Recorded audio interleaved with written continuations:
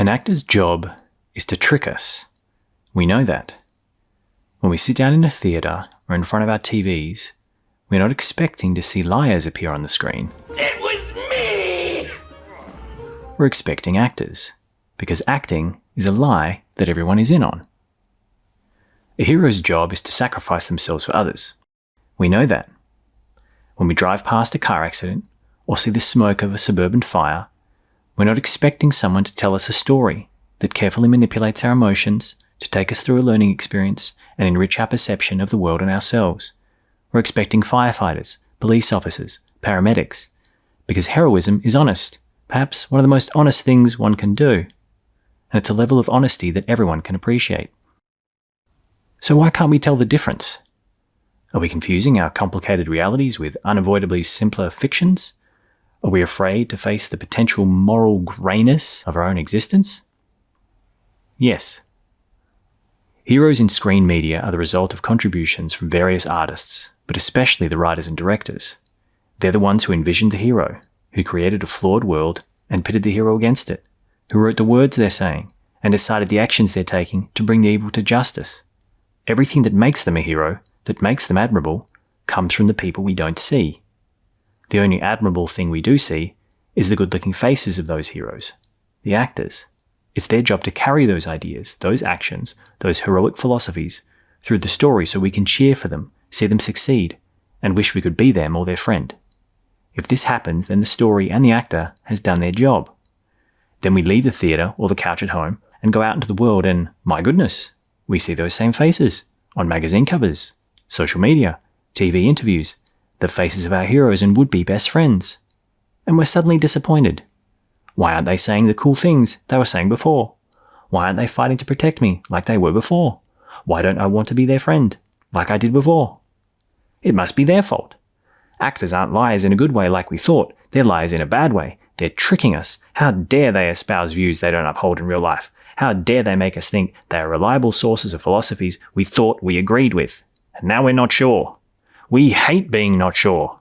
How dare we get confused about how to attribute the value of our philosophies and how we assess them for quality?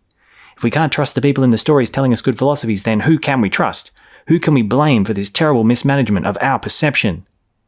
Well, we can't blame firefighters and doctors and paramedics because they aren't in the movies. Real-life heroism can't always be captured on film, and it doesn't even always translate, and everything can't be a documentary. So we have fiction. We have actors who are pretending. But the better they are at that pretending, the more we seem to resent that their pretending isn't real. Maybe acting is a lie that everyone isn't in on. Maybe we so desperately want our emotional desires to be met that we forget that while it's the actor's responsibility to pretend, it's our responsibility to remember that they're pretending. Maybe it's not the actors who are lying to us. Maybe we're lying to ourselves. For decades, the film industry was built on the idea of the movie star as a brand, and there will always be actors who regularly play the same type of character with the same general life philosophy. But our subconscious doesn't always understand that nuance. We judge the book or the movie solely by its cover. We think that the wealth and success the actor has in real life is somehow being expressed philosophically in their movies, as if the message the movie expresses is a philosophy the actor lives out, and that's why they're successful. And sometimes that might be true. But because we don't always have the ability to assess everything on its individual merits, we look for shortcuts. This is how the human brain works, and it's also how it works to its own detriment.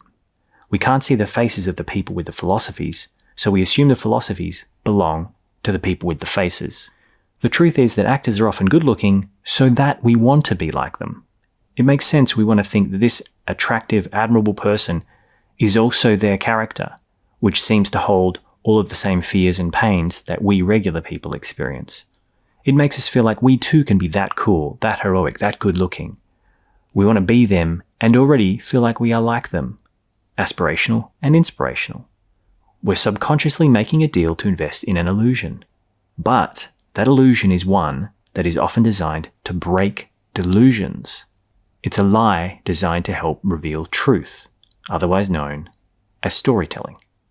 One of the premises on which all art is based in some way is the suspension of disbelief, the willingness to engage with an idea or work on its own terms. And our subconscious doesn't always want to separate reality from fiction, especially when it encounters ideas it approves of, that make it feel good, validated, like it understands the world. Our brains want so desperately for the characters we love and feel represented by to live on, in multimedia, in sequels, and in their real-life actor counterparts.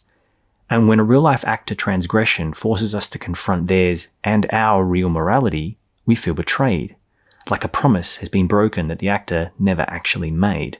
The movie did, the character did, we did, and now our brain wants to get back that guarantee of simple morality that it falsely made to itself, and we want someone else to blame for it. Our brain hates that something that made us feel safe and good about itself can also make it face its own limitations, which is interesting because that's exactly what story is for. Our brain doesn't want to admit that, just like those actors that no longer meet our approval, we too are not so heroic as we would like. If it's an actor's job to convince us that they are emotionally a real hero, then it's our job to remind ourselves that they are realistically not. To take responsibility for our own suspension of disbelief and be accountable for our own moral hypocrisy. Because if we refuse to accept the black and white nature of morality, we can easily decide all of an actor's movies are now terrible because they cheated on their spouse, or are too religious, or support the wrong political candidate. We want real life to stay as simple as the movies. We don't want to answer our fictional heroes' rally cries to be better. The first step of engaging in a story is to absorb the truth it's revealing. The second step is to take that truth out with us into the world and attempt to embody it. Because what's the point in believing in a hero if we never aspire to be like him? But maybe that's exactly why we revel in tearing down actors who aren't like their characters, because that enables us to dismiss the idea that they and we might dare to be heroic in the first place. It gives us a get-out-of-jail-free card for our own lack of heroism. It allows us to knock the actors off the pedestal we put them on. Like we're preemptively attacking our own hopes and dreams, so we're not disappointed if they don't come true, but even more than that, so that we don't have to be the ones to make them come true. We blame actors for not being heroes we love because it reminds us that we aren't the heroes either. When the alternative is to judge ourselves as not good enough for our own dreams, we'd rather judge the actors for not being good enough participants in the dreams they encouraged us to believe in. The sad part for the creator, and especially actors, is that the better they are at convincing us that they are the character, the more they can be blamed in real life for the good or bad things a character does. Stories express philosophies, and for better or worse, actors become avatars for those philosophies which are not required to align with their personal philosophies. There was that time in the film industry when actors could make names off aligning themselves with particular philosophies, but modern media has destroyed that veneer, because now we can see what is arguably a more accurate representation of what actors are like in real life, and we can either feel the illusion of their character is broken, and we can decide that we've been put off watching their films because we don't like who they are in real life. But as much as we may resist the idea, producing good art does not require you to be a good person. One could even argue that a more outrageous life, full of moral ambiguity, could even produce more significant artistic works than a more morally straightforward life. Characters we align ourselves with aren't necessarily embodied by people we would align with in real life. But most of us don't know that or want to admit it, because that idea implies that we can love an artist's work but not who they are. The idea that we might have to judge ideas based on their merit as ideas, and not based on who said them, how we heard about them, or how they make us feel. What a scary thought. We worry that if a person who's done bad things has a good idea and we agree with it, that somehow implicates us in their bad deeds, as if the art a person creates cannot be judged on its own merit. On a level, it's understandable because judging things on their own merit requires critical thinking, not just going along with the masses. Admitting the world is always more complicated than any of us can perceive, and that this framing is often the opposite of what movies present to us. We want to believe the world is simpler than we think. That's why we like certain movies. And we certainly don't want to admit that we can be tricked into believing things by people who are just very convincing and not necessarily morally good. We don't want to accept that stories can change our minds for better or worse, even though that's exactly what stories are for. If we abandon a story because we don't like the actor, then we are only hurting ourselves. While we all have the option to boycott the work of any creative whose misdeeds we consider too abhorrent, it's important to remember that we go to art for truth, emotional truth, metaphysical truth, to help us to understand life. Even that which we term just entertainment is only entertaining because it's reinforcing a truth we already know or want to believe about life. And that matters because truth isn't only accessible and expressible by people who we would be friends with. And I suppose that's a decision we all have to make for ourselves. Do we outsource our moral assessment of an artwork to popular opinion? Or to the information we have access to about an artist's real life? Can we really assess each piece of art and each artist on its own individual merits? Sure we can, if we have the time and inclination, but let's not make the mistake of telling ourselves it's the actors letting us down when they aren't like their characters. That phenomenon is simply us as the viewer making a subconscious choice to live and participate in a simpler moral world, one we feel we can handle, one in which we can continue to call ourselves a hero. Artists are famously one of the most rebellious members of society. That's because creativity requires rebellion on one level or another. And sometimes that rebellion will include immoral behavior. Artistic exploration doesn't excuse immorality, but it can certainly explain it. Immorality has different limits for different people.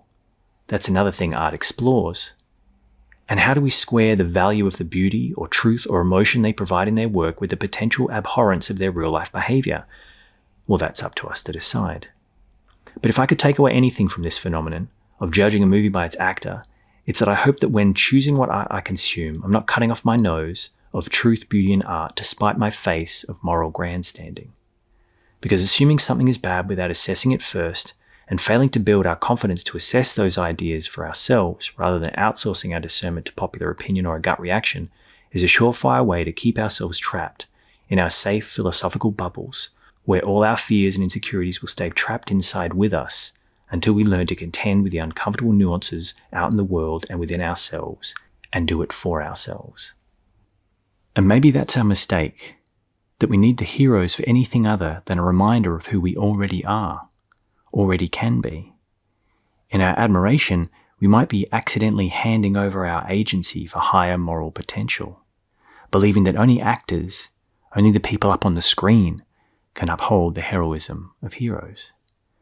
We forget that the point of stories is to inspire us to be better, to remind us of who we are inside, or who we could be, regardless of whether our peers, colleagues, or yes, even our oh-so-idolized actors are heroic for real or not.